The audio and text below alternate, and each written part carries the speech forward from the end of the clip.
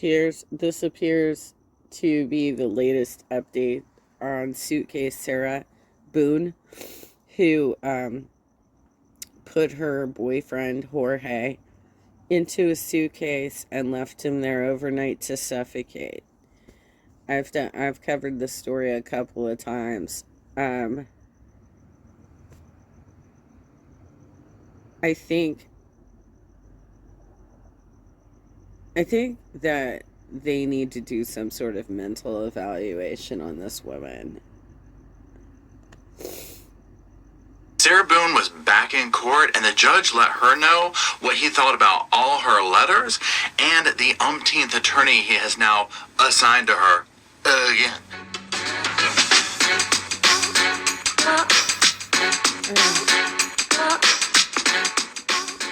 Hello, Sofa Squad, and welcome back to the sofa. The sofa's back there, and Mr. Roscoe is, or was there, let's just see. He's sleeping in a corner like a snuggle little buggle. Anyways, my name is Paul. That's our mascot Roscoe and the pretend sofa. Now, y'all, look, it is getting ready to storm here, so you might hear some thunder. You might hear some lightning. Now, it could be someone above striking down on Sarah Boone.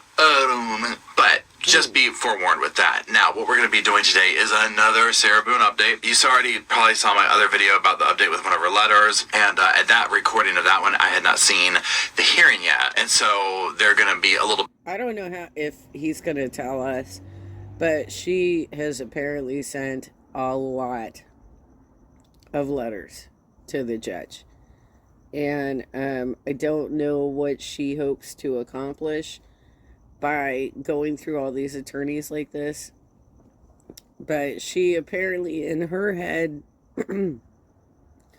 has some sort of strategy of how her case should be pursued. She kept insisting, I didn't do it on purpose. I mean, there's no getting around that. Like, how'd you get him in the suitcase? How'd you get him in the suitcase? Why'd you zip it up? Why did you toss it down the stairs? Why did you then flip it over a couple of times downstairs, too? And she videos herself tormenting him while he's suffocating. It is kind of funny how when you see her in court, it looks like she's gained weight. And clearly she's not getting her roots done anymore. So now she's got her hair's all brown.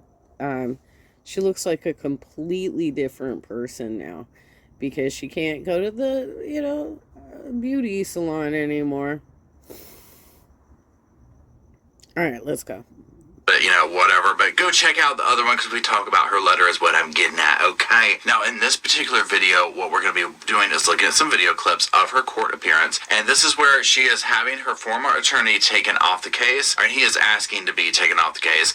And they assign a new attorney and whatnot. The way we'll review these things is I'll put the clips up. We'll use them as talking points. Now, for those who are not familiar with the case, quick 10-second version. Sarah Boone is incarcerated. She stands accused of taking the life of her boyfriend George. Basically, she assisted him or convinced him to.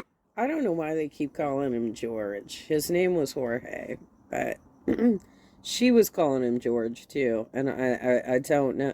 You know what? There are, I guess there are some Jorges out there who ask to be called George because it sounds less Latino, but I think most people in America, at least at this point, are pretty familiar with the name Jorge, just like we're familiar with the name Jesus. But okay, whatever. Or put him, we don't know yet, into a suitcase, at which point she zipped it and would not let him out. She recorded him begging for his life, and then according to her, she passed out drunk. She wakes up and he is, he suffocated a horrifying death. So that's what she's incarcerated over. I think she's up to her 7th or 8th lawyer at this point. It ain't been good, okay? And like I said in the intro, the judge kind of calls her out on this. So that's it. Let's go ahead and watch the first clip. So we have multiple matters scheduled this morning, one of which is Mr. Bankwitz's motion to withdraw. My reading of the law is I feel like I have to address that motion first and rule on that before I can address any other motions that would be heard today. So now I wanted to put this clip in there for a couple of reasons to just lay the foundation. That's what we're talking about, okay? But a couple of things. So this video, what we watch here, to me is like one of these things where it's like, oh, here we are with the consequences of our actions. Depending on what Sarah is trying to accomplish, okay? If she is trying to do a Daryl Brooks and tie things up and, be complicated and, whatever, well, it's working, right? But if she's really trying to move her case forward, what you'll see after we watch these clips together is, wow, you are your own worst enemy, girl. Like, you're back at ground zero, right? So notice when the judge was like, I want to do the whole thing with the attorney first, because essentially it's going to render us useless for anything else after that. Right. Let's roll tape. Mr. Bankwitz, I'll start with you. Tell me why you're moving to withdraw. Well, this also is why I think she needs a mental evaluation, because she's gone through, like you said, probably around 8 attorneys at this point. And also, the weird excuses that she came up with, it looked like she staged the crime scene by saying, we were working on puzzles and we were painting. And she has this, she keeps referring to, like, children's activities that she's supposedly doing with her boyfriend. Playing hide and seek, which is why he supposedly was in the suitcase. Of course, nobody is buying her excuse on that, but her excuses are so bizarre that it seems like they need to, and I don't know if that's like her strategy. Maybe she is trying to be get off for criminal and like for being insane, right? Like, she's too insane to stand for trial. But as I've seen in other videos, you could end up being locked up for many more years than you would have if you had just taken your lumps, if they find you insane. And it's going to be a much more miserable situation than you think, because not only are you going to be detained, arrested, detained, all that, but you're going to be with some people who are suffering from some pretty severe situations of mental illness, and you're going to probably be there for the rest of your life. The other thing is, she's tying up the court so severely with her bullshit that I honestly am rooting for them not to even count this as time served, because she's the problem here. It's not like they're delaying the trial. She's the one who keeps dragging it out by saying, I hate every single one of my lawyers. They're all terrible. Nobody's communicating with me. Nobody's communicating with me. Judge, the letters that have been coming to your honor, the derogatory berating of my services in this case, I can't effectively represent her. She doesn't trust me. She calls me a dud, I think, a buffoon, on and on and on and on. And no one should have to endure that type of derogatory comments and expect to effectively represent someone, especially in a murder case. Imagine what poor George went through at home, where she's like unbridled, right? Just unbridled crazy energy, right? I mean, come on. She's incarcerated here, caught up in the legal system, and you hear what the attorney's saying. You know, she's berating me, she's doing this. We've seen the letters, we've talked about them. Now, if you read the letters, one would think, you know, oh my God, you know, she's being victimized here. But don't we see that with all these, not all of them, a lot of the defendants, where they are their own victims in their own mind. Doesn't matter the tragedy that they have caused, they are a victim. Now, I've said this in these videos before, and I'll say it again before you go too deep. It's the same thing that Jodi Hildebrand's been doing with her patients, in air quotes. I 100% am like, you know, we need a fair justice system. Everyone needs their fair shot. Yes, she needs to have open communication with, you know, a normal expectation with her attorney. If she's not getting that, then that's not fair. However, now that we start to see the things that are going on behind the scenes, and that she's basically sitting here wanting to just be, you know, a Karen in the grocery store line with expired coupons, upset that they won't take them, kind of a vibe with these people, I'm not down with that either. And the judge will spell this out, you know, but I agree with the attorney here. It's like, look, she's berating me. She's calling me a buffoon. I mean, who even says that anymore, right? You know, this, that, and the other. I can't you know, it's a no-brainer. And of course the judge is going to say, yeah, I get it. You know, I mean, this is what she resorts to. Imagine her wine drunk at the end of a bad day, what she did to George, what she did to her ex-husband, what she did to her child, okay? I can only fathom the toxic stuff that came from her mouth. Let's continue. Yeah, I mean, I would totally expect that a judge, the court system, would not force a public defender to represent somebody who is abusive like that to them. And why, Sarah? For fuck's sake. This guy is representing you. He's actually doing the job. He's filed motions on your behalf. Like, why are you doing this? I understand what it is to feel like you're not getting properly represented. You know, I do understand this. And I do understand if you need to take action in that situation. But 8 lawyers, Sarah? For fuck's sake. Ms. Boone, I read your letter dated August 26, 2023, and your letter dated August 30th, 2023. And just so we're clear, I read all of the letters that you send to the court. I love that he's like, just so we're clear, I read all the letters, okay? I read all of them. You know, all of them. Did you see her over there? She's like, okay. No. It doesn't care, you know, glad you did, you know, as he should, but you know what I'm saying. So let's keep going. I had to interject that. Whether I respond or not is based on what's in the letter and whether I'm asked to actually do something that's...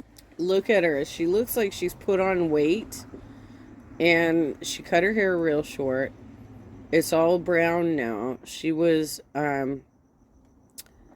she was very thin in the initial police video, the body cam footage, and she had blonde highlights going on. And now she looks like she's aged a lot, and she looks like she's put on some weight. So I don't know what they feed them in prison, but she's probably taking second helpings. Within my purview as a judge or not. If I understand correctly, you have now decided that you think it would be best, in fact, if Mr. Bankwitz was allowed to withdraw. Is that correct? Yes. All right. And you understand, by him withdrawing, I have to appoint another attorney. Do you understand that? I do. And that attorney's not standing here, so we're not going to be able to address, and I'll give the state a chance to talk to me as well. But assuming I grant this, we won't be able to address the other issues that were docketed for today, which means I'm going to have to reset your case for a later date. Do you understand that? I'm not sure what items it is you're speaking of. I haven't received a copy yet of the letter. Okay. Yeah. Case in point. All the stuff to move the case forward is now paused because she's getting another attorney. attorney. And to me, again, I'm just projecting. I don't know. I ain't no shrink. I'm not in her mind, thank God. So I'm watching her, and I feel like she's having this moment of this realization of, oh, damn, I shot myself in the foot. You know what I mean? Because when he said Well, it's more than that, because she's been locked up, I think, since 2020, and the constitutional right to a speedy trial goes both ways, right? So it's for the victims, it's also for the accused. And she keeps delaying this out. We are now like 3 years into, I think she got locked up right before the pandemic really took hold, right? So it was like either February or March of 2020 that she got locked up. And she has been fucking with these lawyers to make it impossible to move forward with this case for 3 years. And I think at some point the judge is gonna have to, I mean, if I was a member of Jorge's family, I would say enough. She can't keep delaying this. It needs to happen. We know she killed him because she admitted it on her own cell phone video footage that she locked him in that suitcase. And that is how he died. He suffocated in that suitcase. She said she went upstairs and went to sleep, right? But she passed out because she had been drinking too much wine. So she killed her boyfriend. Everybody knows this. It's cut and dry, right? And now she's just delaying. This chick needs to be in prison for the rest of her life. And y'all just need to, just move on. If she can't hang on to an attorney, let her self-represent and let her just fry. understand that we can't take care of any of this other business today. If she's like this, she's like, well, I didn't get any letter. I didn't get this or that.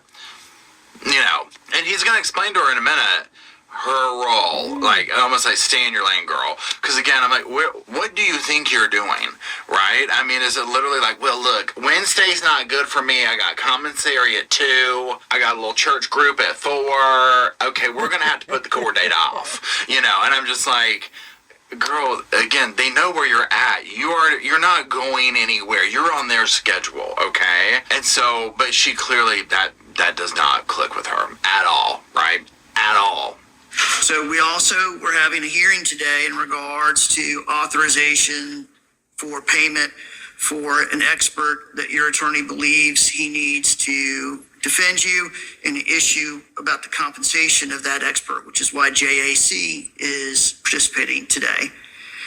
I don't know if your next lawyer is going to think that that expert's the right person to use, or whether they're going to go a different route after consulting with you. And even if they did, they're not standing here. And once Mr. Banquets is out, he's out. He can't argue the motion. So do you understand that? I fully understand. All right. Mr. Cacciatore. Okay.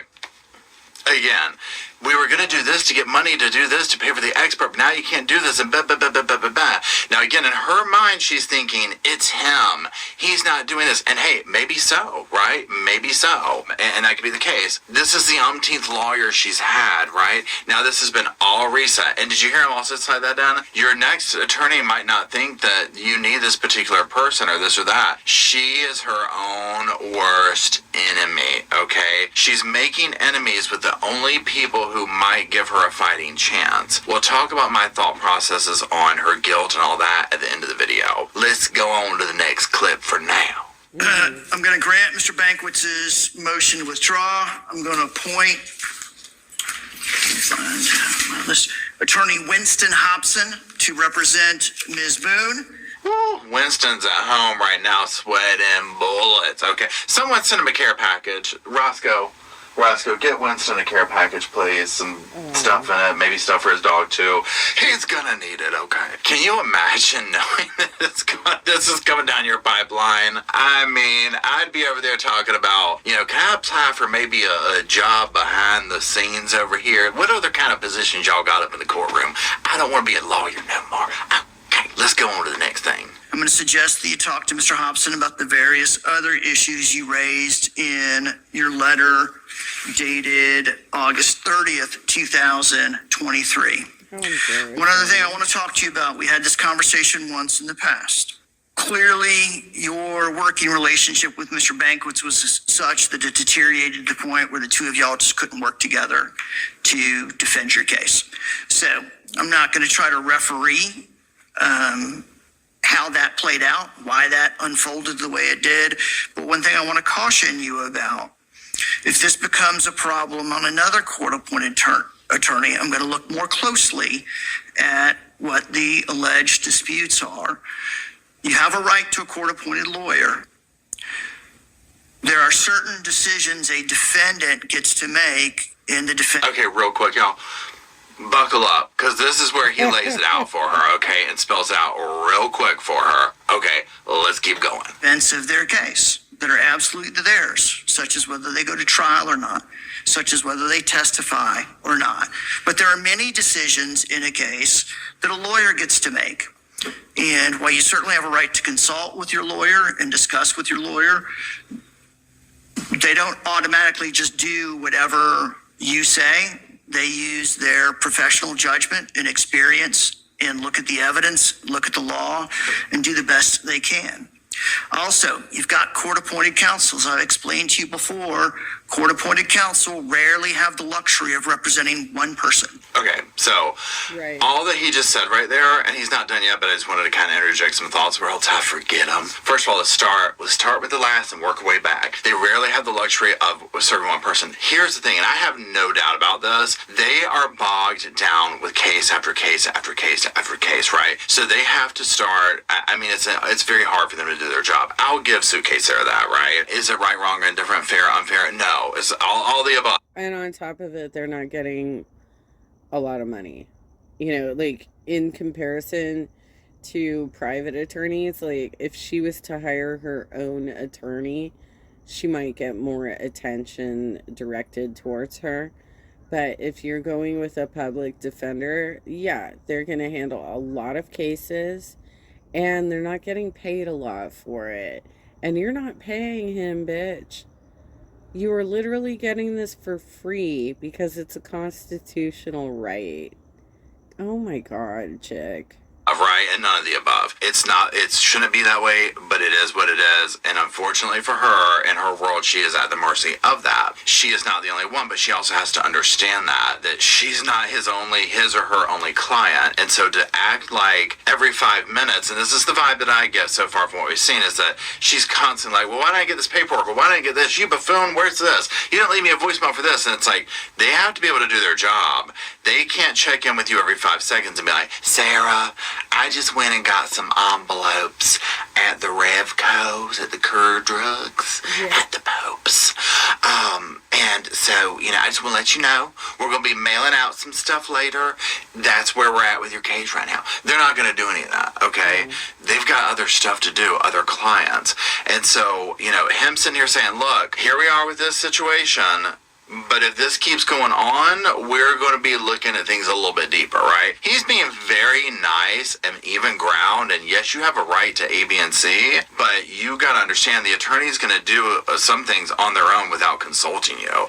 Again, you're not at the grocery store checkout line with expired coupons asking to speak to the manager. It's not how this works. Let's keep going. And only having one case to focus on. I have concerns that your expectations of what any court-appointed counsel might do as far as spending time with you and the depth and degree of communication may be unrealistic expectations. Mm-hmm. You always have the right to retain a lawyer to represent you, and then that's between you and that lawyer. You can demand whatever expectations that you have as part of that agreement. But when it's a court-appointed lawyer, you have to accept and understand that they have other cases, other courtrooms, other responsibilities. And I'm cognizant of that when I'm addressing. I mean, even if you hire your own private attorney, they have other cases too. Like, you do have to, ask them, like, when is it appropriate to contact you? How do you want to be contacted? You have to go through you can't expect that your attorney is singularly representing you.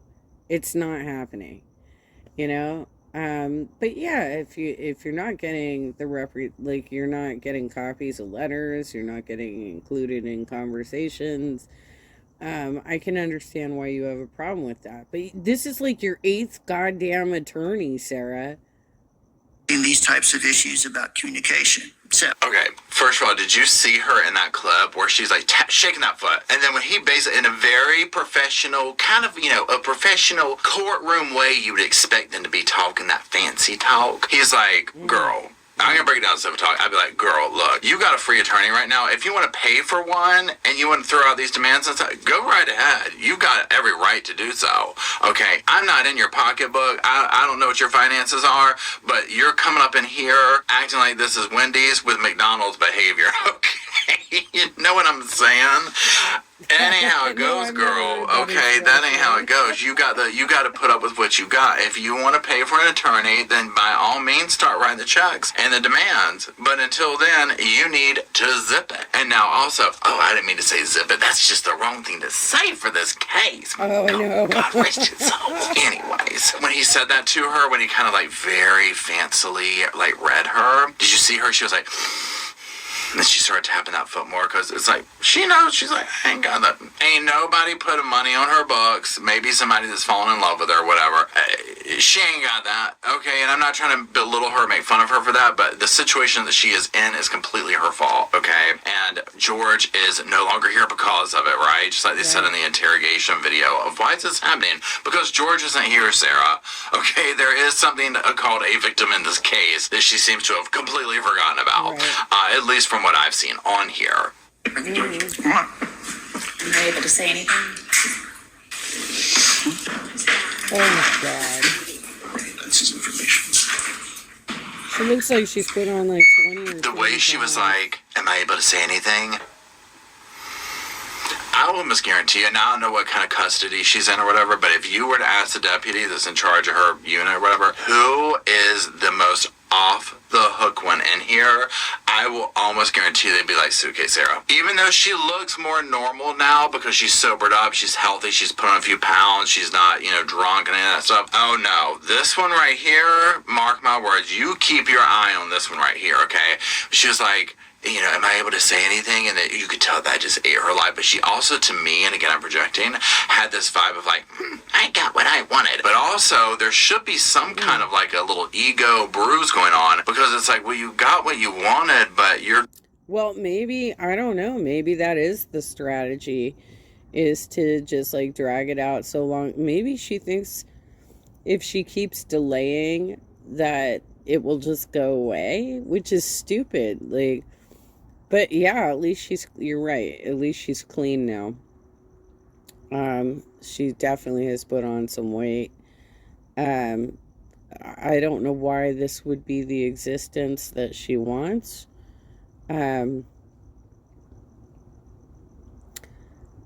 Obviously, okay, let's assume that from the first marriage, she was receiving like some level of child support. That's not enough. That's not going to be enough to actually like do anything with. Like, child support is so minimal, you guys. It's not even fair. Like, I was getting $225 a month for my son, and that's supposed to be half of his total expenses. Like his room, his half of his portion of the rent. half of his medical expenses, half of his food, half of any extracurriculars that I had to pay for. That was a ridiculous amount for child support, because I definitely was spending hundreds and hundreds of dollars every month to raise my son. And, you know, when I was a kid, my brother and I, in a divorced family, my dad only had to pay $125 a month for both of us during the 80s. Child support is fucking ridiculous. So that was like probably I don't know if she actually had a job at this time. Doesn't seem like it, because she got drunk as fuck on a Sunday, was supposed to drive her kid to school the next day, did not show up because she killed her boyfriend. Was supposed to be her day with her child. I don't know how she lives other than, you know, leeching off dudes. You're going to run into these same situations like you have with all these lawyers if you keep repeating the same behavior. And at the end of the day, you've just you've done more damage to yourself because you have slowed your case down. What if the next lawyer comes in and doesn't want to hire an expert, or doesn't want to do this, or doesn't, you know what I mean? Like, you don't know. So that's where it's just like, girl, now let's get to some of my thoughts overall. So on the way back from the gym this morning, I was actually thinking about this, talking out loud about it, sometimes answering myself, but that's a whole other video. But for real, I mean, I was literally like, just like going over this thing. I was like, this is what I do. Oh my gosh. It's not healthy, I know, but it just gets in my brain and I can't help it. So I was sitting here going over this particular case, and I was like, what is it that I'm wanting to see out of Suitcase Sarah? And not just her, but other. I can totally imagine him like on the elliptical watching this court footage and being like, oh, okay, I have all these ideas for this live stream I'm gonna do. Defendants like this, because here's the thing when it comes to guilt. I mean, we've seen the video, okay? We've seen what we needed to see, okay? I mean, it's very obvious. She is slosh drunk. She's berating her George, who is asking to be let out. She doesn't let him out, and then he suffocates and dies in the suitcase. I mean, there's not much more to it, okay? Now, of course, legally there's going to be, and she's going to fight this, obviously, and that's her right. She has every right to. Here's my thing. And I get there's two sides to this, right? Number one is the courtroom. You can't admit any kind of guilt. I would have a better time swallowing a pill with someone like Suitcase Sarah, any of these other defendants like this that kind of have this over-the-top behavior. If there is some level of, I know what I did was wrong on this level right here, and I regret it. George is dead, and this is a tragedy, and it should not have happened. But on my end, I'm saying that it happened. It wasn't on purpose, though. It wasn't on purpose. It wasn't on purpose. That's what she kept saying, right? It wasn't on purpose. It was an accident.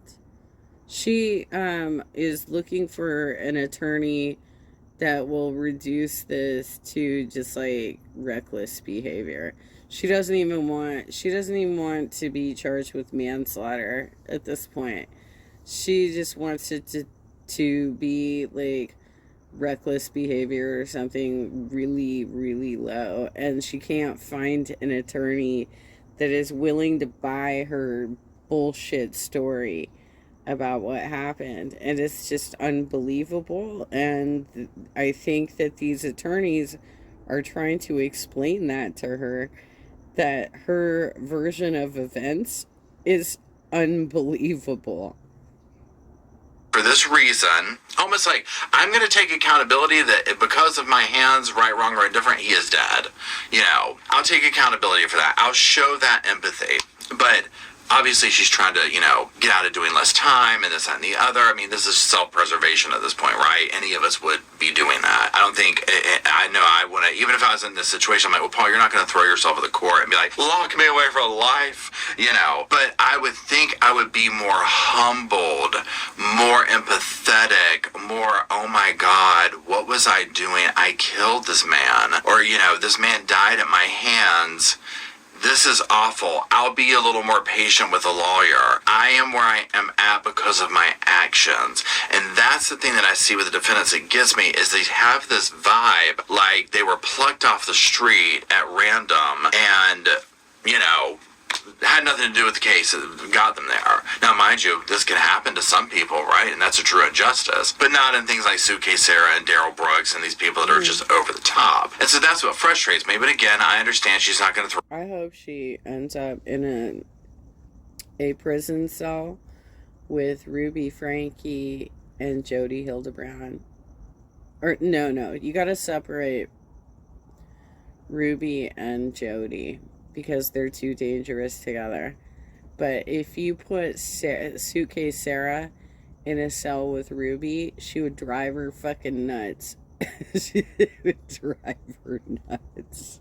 Or some of the court and claim her guilt. She's got to do what she's got to do. So, that being said, what would I like to see come out of this? I would like to see her be quiet and progress her case. At this point, I'm waiting for her to say she's going to represent herself. Waiting for it, okay? This has gone on for years now, right? I'm just like, poor George's family that has to sit here and, be re-victimized by this over and over. They haven't even gotten to trial yet, right? Yeah. And it's just, constantly seeing this person that took the life, allegedly, of their son, their loved one. So, I absolutely... Yeah, seriously, Jorge's family can't get any justice while she keeps fucking around like this. love how the judge so eloquently read her, okay? That's what we called it when I was growing up. I don't know if that's still a word. Gave her a reading, tore her up, you know what I'm saying? But he did it in such a professional way and so nicely. He did not get down to her level of name calling and all this kind of stuff. And again, my heart breaks for those that were involved in her personal life when she was on the streets, because I can only imagine how she treated them. If this is her behavior sober and incarcerated, imagine, like I said earlier, imagine her being on a bender. I can only imagine. So anyways, I've been polling people on the videos talking about when do we think, is it going to be 2024? Let's go. Are we talking 2025 or 2026 for this trial? Do you think she will try and represent herself at some point? And at that point, should we just throw the TV away? We can't handle it. We already survived Daryl Brooks, for God's sakes, right? Anyways, let me know what you think down in the comments. Now, even though Mr. Roscoe's hiding back there, he did slip me a little note. I just hope that they don't give her time served, because the delays are entirely her own fault. And I don't think that should count as time served. Because, if you're waiting for trial because the prosecution is trying to get their shit together, that makes more sense, right? You're waiting. But she is delaying the trial, and she's delaying justice for Jorge's family. It's disgusting. Suitcase Sarah needs to be locked up. She needs to rot in prison, just like Ruby Frankie does, just like Jody Hildebrand does, and just like Danny Masterson. Y'all need to rot in prison. It's disgusting. All of you people who are doing all this bullshit, hurting people around you like that, and then being difficult. Look, there's video, girlfriend. They literally showed you the video. They know that you did it. They know that you were happy about doing it. And 8 lawyers, you guys. She went through 8 lawyers.